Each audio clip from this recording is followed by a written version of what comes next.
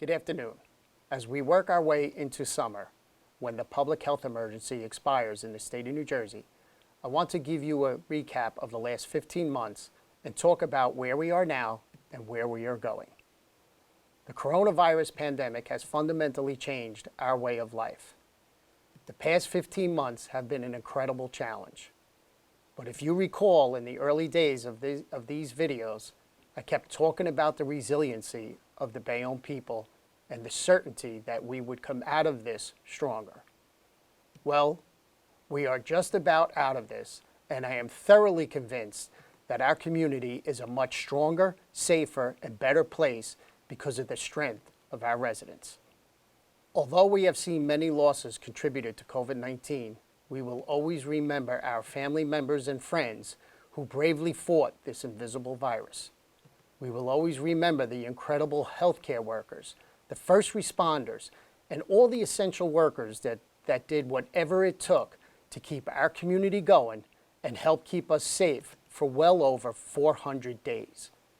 We will always remember the incredible cooperation of each of our citizens who, even though faced fear and uncertainty in the early days, never panicked.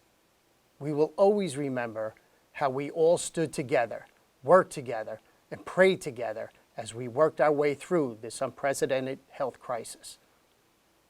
Since the vaccine became available at the beginning of 2021, our city has worked nonstop to vaccinate as many people as we could. I made it our priority to ensure that we did whatever we could to vaccinate as many of our people as possible.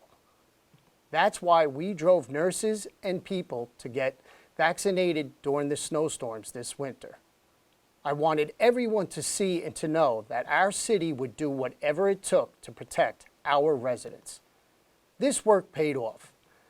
As of June 11th, we have given out over 59,000 vaccinations, which equates to 64% of our adult population. Besides setting up vaccination pods at the Bayonne Medical Center, the Bayonne Museum, the Corpy Ice Rink, I directed teams to initiate mobile vaccines across a wide array of places. This included senior housing, public housing, and other congregate housing sites throughout our city. One effort that I am extremely proud of was our ability to take the vaccine to homebound residents throughout our community. Our teams were able to vaccinate dozens of people in their own homes. As you can imagine, the logistics of doing this work was very complex, but our teams rose to the occasion and proved very successful. Recently, I was asked to help vaccinate international crew members on ships that dock in Bayonne, and I gladly agreed to this program. Last Saturday, our teams went on board the vessel Fortitude that docked at IMTT and vaccinated 23 crew members who had been at sea for many months. We expect to do more of these ships very soon. From the challenges of finding test kits in 2020 to the challenges of getting people vaccinated in 2021, our administration and my COVID-19 task force has worked relentlessly for you and all of us. I cannot begin to tell you how proud I am of so many of our people that gave it their all throughout this crisis. But in Bayonne, we come to expect this. People from this city always step up when faced with a challenge.